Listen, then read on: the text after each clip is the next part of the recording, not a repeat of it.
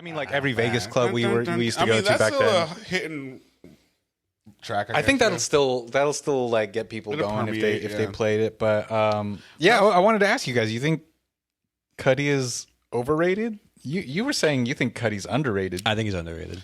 I think he's rated where he needs to be. Yeah, I think he's just rated. I don't think people realize the amount of things that he's touched. More in the past, not so now, not so much now. What he touched, that was good. No, I mean like in terms of producing records. I know what was good. I mean, I'll have to pull up the whole list of it. That's how rated he is. No, but I would say though, I really don't think that you have sad boy rap without him, and I don't think you have the type of mumble rap that you have now without him. Well, you don't have the, what was his, I love it when he hops on Travis Scott songs like Sleep on Day and a Play. I mean, that was his, dude, he was doing the That's what I'm saying. Like, I'll give it to Cudi. His is good. Whatever his but he's literally doing that since day one. And I just okay, he's good at I feel like there would be, I think he was there and he's definitely influential in that thing, but like I think in terms of sad boy rap, I think Lil Peep was more. But I'm guessing Lil Peep was way more sad boy than Kid Cudi though. Yeah, but I'm guessing Lil Peep was possible. I'm saying, like, I'm just saying that I think, like, because what was Cudi's first song? Man in the Moon. It was Day and Night. It was Day and Night, the original Day and Night. Yeah, but that whole album, that first album, Man on the Moon, people were eating it like it was like the end of the world. People were loving it. I didn't. That one and his second album. My favorite album of his is his second album. No, it's I think the second one's like Man on the Moon 2 or Rocket Man. No. The Legend of Mr. Rager. I feel like he just makes these nicknames for himself. Who calls him Mr. Rager? Okay, so he just had Insano came out, like new album. Marlene's Friend went and he sold out the Palladium, which is like no small feat. That's a big place. But he's a big name. But like, I mean, I feel like musically he hasn't really progressed or grown that much. He's still like kind of doing the same things. Did you like Kid Cudi? No, I actually didn't even really listen to it. I just like kind of breezed through it. It was kind of cool. I felt like Kid See Ghost. Your voice went up like 3 octaves right there. It was kind of cool. I feel like Kid See Ghost was Kanye's way of being part of a Cudi styled album. Because I feel like it was way more Cudi styled than Kanye styled. But that's the thing. We got to give Kanye all the credit. That's one thing I learned from the Zane Lowe interview with Cudi is that he said that, and that's why he said he accepted Kanye's apology to him. He's like, dude, this dude did so much for me when nobody else thought anything of me. He said that the Day and Night video, Kanye paid for it out of pocket. Just because, like, he's like, dude, you need this video. Like, hooked him up, got him a producer and all this stuff. It's like, you need a video for this. I'll pay for it. So it's like, I get it. Like, they have a weird, and like he said, he'll always have love for him. And, you know, it is what it is. Probably like how Big Sean feels too. Yeah, I'm sure it's. You know what I mean? We may not be seeing eye to eye now, but wherever. I mean, look at like Push still goes with him hard. He's still president, I think, of Good Music. Yeah, so he does. He's the only one who's been like day one, like rocking with him. But yeah, no, Cudi. I think I won't say he's overrated. I think he's right where he's supposed to be. Yeah, I acknowledge his accolades and everything that he's done in the past, but I think his new music isn't like. That one track with ASAP, he's like, wow. It's just kind of like more of the same. It's not necessarily bad, but I guess it's. I think I got like ADD, so I think like I'm always like, oh, what's new, what's changed, and it's like that's why like that Jungle album. It was a great progression of what they've always been doing, but doing a little more like kind of that vintage rock sound as well as some like EDM, some like dance hall stuff. Like I thought that was really dope. As a person who listens to a lot of like house music, especially like lounge house or dance hall house, that's the reason why I kind of had an issue first with the Jungle album. Yeah, because what is this? No, because I'm like, people are gonna go crazy on this, and this is old. Like this has been done for like so long by a whole lot of people that no one like listens to because it doesn't have a name. It's not like they're I didn't feel like they were being inventive at all. I feel like they were actually like regressing. I'm like, this doesn't sound like the band.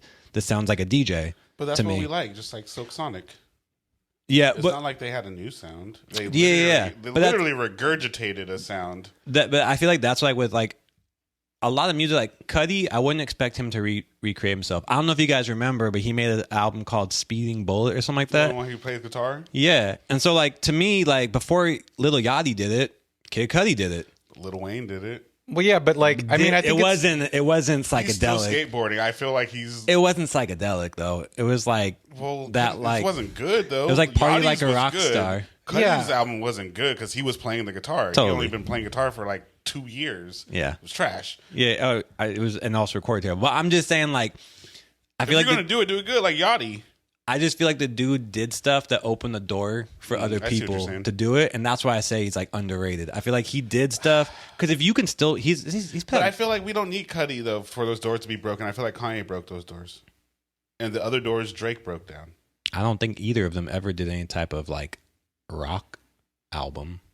I don't think they needed to because like there's not much like crossover that's actually like good and successful. For Kanye, he didn't need to because he busted down the last crossover. He said because at that time it was streets versus nerd. It was literally 50 versus Kanye West. Yeah, and then you could say also like Pharrell too. Well, exactly, they're in that same camp. Nerd aesthetic is what took over. It was no longer you don't have to be a gangster. Yeah. We are buying into the mystique of you being able to just be you. The age of the wanksta. So if you are this, I'll buy it. You don't get Childish Gambinos without Ye. You don't get. There's a lot of people, and then who pushed a Ye in? It was like Talib and Mos.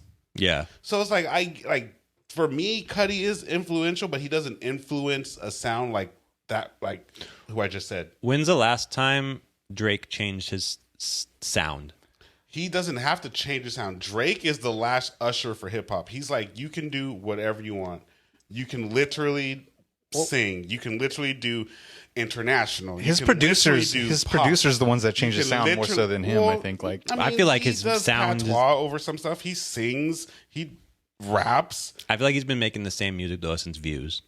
He has. He makes everything. Yeah, but I'm just saying, like, when we ask for like people to change their sound up, there's not many artists that we listen to on a regular that actually truly change their sound up. I mean, I think like Drake has progressed. Like his sound becomes bigger and more inclusive of other influences. Whereas, like, I guess when I make the comparison to Kid Cudi, like he kind of stays in his pocket. Which one part of me like wants artists to stay the same and keep making the music that I like really when they put me on. Like I it's the nostalgia. But then I think after a while I'm like, okay, this is cool, but like what's next? But whereas I mean, like say Lil Wayne, like that wasn't working for me, like changing up the sound. I mean, the biggest change that Kanye ever did, most people hated it. Which 808. But that is what ultimately is where we are with hip hop. Totally, but that's what I'm saying. Kid Cudi never. I think the newest person that maybe can say something is like a Travis Scott and Sally say like he's doing something different. And I think that may open up doors 5 years for hip hop. I feel like Travis Scott also is still doing the same thing himself vocally. What he does is the same thing he's been doing since his first album. It's not like he's changed it. It's musically things have changed. Well, when did Michael Jackson change his voice?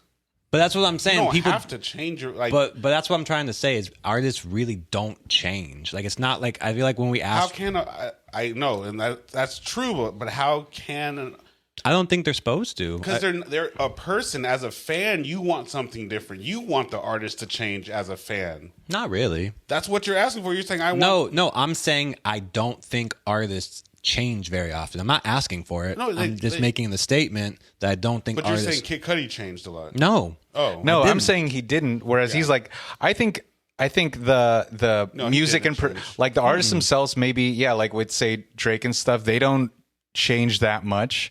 But like their sound, like their producers are the ones that engineer the sound. Like this, it's the reach. This new album, changes. Whereas like like with Travis, Birds in the Trap, like compared to Utopia, like it's a big change. I still think musically, similar, but it's the same. It's relatively similar, but it is a big change. I mean, look at I would say a really good artist that's a hip hop artist that you could use for actually changing both sonically and the way he delivers is Kendrick. No, 100%, dude. No. How like from his albums sonically have changed. Big Kid to Pimp a Butterfly. He sounds the same. No, he delivers differently. He's always delivered with voices and stuff like that, so he's always delivered the same. I think his delivery is completely different. But in what sense? I think on Good Kid, I feel like he was so straightforward. And then on the next one, Pimp, I feel like it was way more like he used more voices on there. There was more like talking part stuff. I think it was like spoken word, not so much like the voices, but he's like his delivery is like almost like this, and he changes up his like. I think he had more spoken word parts. But look at like I'm not saying it's not rap. I'm just saying it's like The Weeknd, House of Balloons compared to like his. That's like an arc right there. But I'm saying like how much can a vocalist like. How much can their voice realistically change? I'm not saying a lot. All I'm trying to say is I'm giving an example of somebody who I would say has shown. I don't think artists change very much unless they completely start a new band. I really don't think that artists change. But by your argument, he's always shown that he's manipulated his voice since Section 80 or before. Yeah, but I'm just saying from album to album, they are different. That's what I'm saying. The sounds are different. The sound itself is different, but the vocals are the same. That's like are exactly the same though, right? I think that's what it I'm is. saying. I get you. I don't think the vocals ever changed, but the sounds. To me, the vocal delivery is exactly the same. He may have just got better at it, like any good artist does. It doesn't. He's always manipulated his voice on every album he's put out. Yeah, I know that. So I'm to not me, saying I don't know that. can't say that it sounds any different because he did it maybe a little more and better on his middle album. Maybe that's natural progression. Wouldn't you say that the albums have to sound different if you like one better than the other?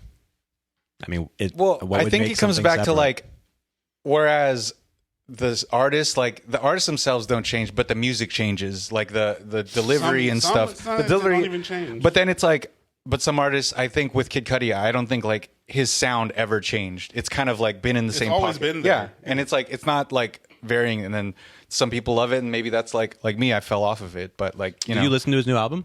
No, I just listened to a couple tracks.